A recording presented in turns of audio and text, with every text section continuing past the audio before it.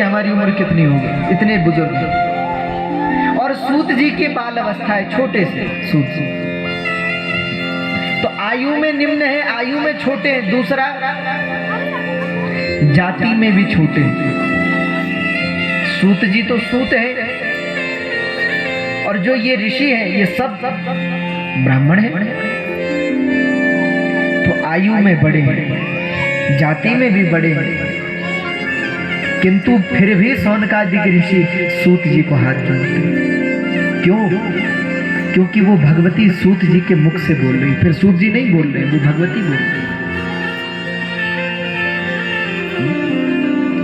और आप लोग जब कभी आते हो और अपने से ज्ञान में श्रेष्ठ किसी व्यक्ति को नमस्कार करते हो, आप उसे नमस्कार नहीं कर रहे, उसके हृदय में जो भगवती विराजमान है उसको नमस्कार।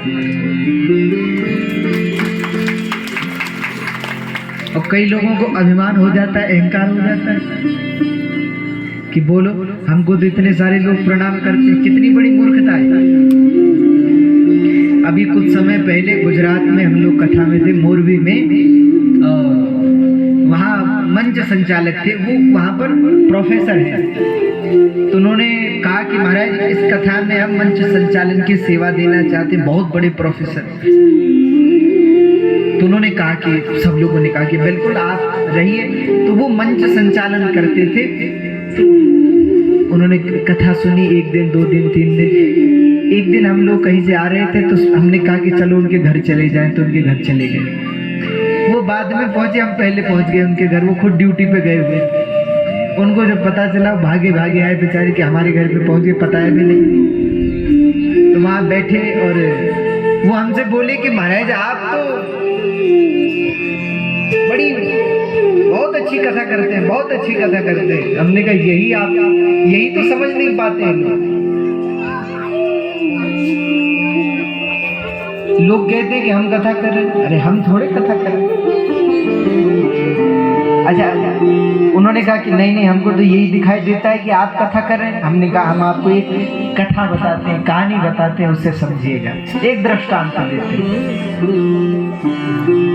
अच्छा, आपके यहाँ पे बॉक्स है, बॉक्स जानते हैं आप, जिसमें गाना बजाते हैं, फोन से भी बजा देते हैं और ब्लूटूथ से भी कनेक्ट कर देते हैं, और बहुत सारे साधन, डब्बा होता है ना।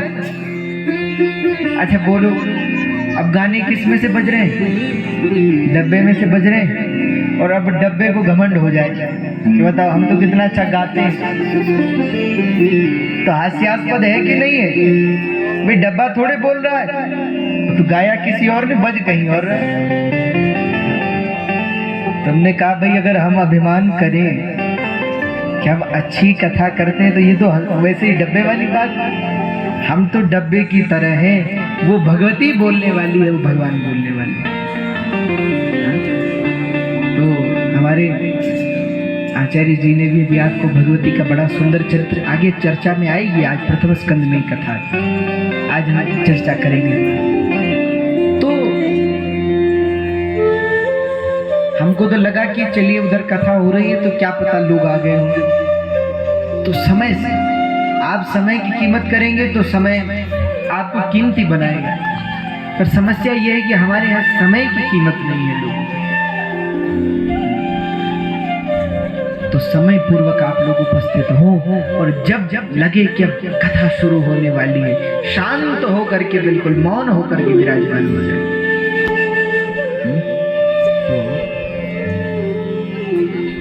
तो संपूर्ण जड़ पदार्थ में जो विराजमान है और उस जड़ को चेतन बनाने का काम करती है वह भगवती।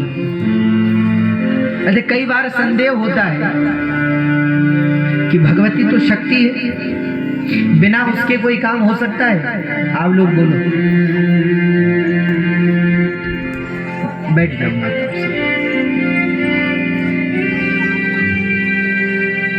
बल्कि जो लोग कथा में बीच में आते हैं, आप लोग सीधे आकर के बैठ जाइए। जब कथा विश्राम हो जाती है ना, उसके बाद परिक्रमा लगा लीजिए, कोई बात नहीं। यहाँ किनारे से ही जब आते हैं तो किनारे से ही बैठते चले जाएं पीछे।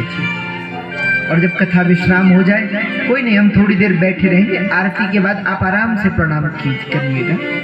तो जल्दी जल्दी सब बैठ जाएंगे। अजय, तो हम आप लोगों से बात कर रहे हैं, आप लोगों ने सुना होगा